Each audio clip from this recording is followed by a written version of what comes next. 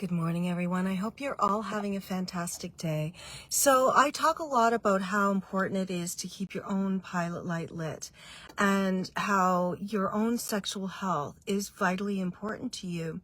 And I hear a lot of people just sort of kind of throw their hands up and then they're like, why bother? Like, they're not interested. I keep initiating and they're not interested, so why bother?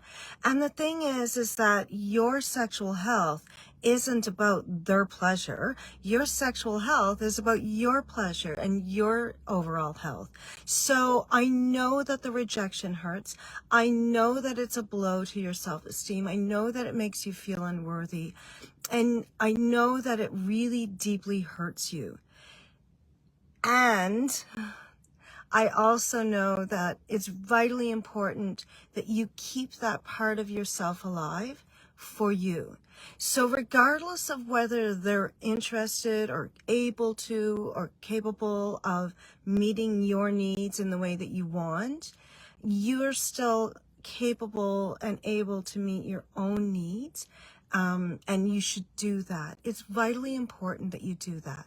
And so it's not about, keeping yourself available for when they want you. It's about your sexual health. And I don't think I really even realized how important that was in my younger years, because there was times when I was okay to just kind of let it go because of circumstances out of my control most of the time. But it was just kind of like, okay, well, that's off the table for right now. And I was just kind of like, okay. And now, we have great sex, so it's not like I wasn't enjoying it. And it certainly wasn't that my husband wasn't, asking for it. It was just, sometimes like children throw a monkey wrench in, illnesses, operations, car accidents, that sort of thing, giving birth. There's lots of times when I wasn't able to. And so I would just sort of, tell myself that was okay.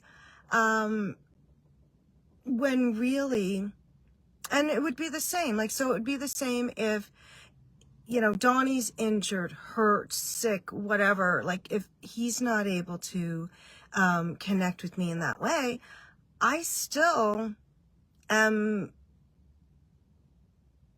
able to, and I should look after myself. So solo love, solo practice is vitally important. It keeps your pilot light lit. It, and other ways that you engage with the erotic. And so I'm not just talking about sex. I'm talking about, dancing, creating art, listening to music, all the different ways that we engage our senses and play, all of those things engage our senses and help keep that light lit, as does a solo practice. So I think we really need to change our thinking around our sexual health and well-being and how vital it is to our overall health. It's right up there with looking after our food intake and our diet. It's right up there with exercise. And, it's right up there with mental health and all of that good stuff. So it's vitally important that you take care of this for you. And hopefully your spouse will get help for their addiction, if, it's become an addiction. And hopefully you'll find a way to reconnect with each other. But if not, at least you'll have kept that connection alive with yourself. Okay?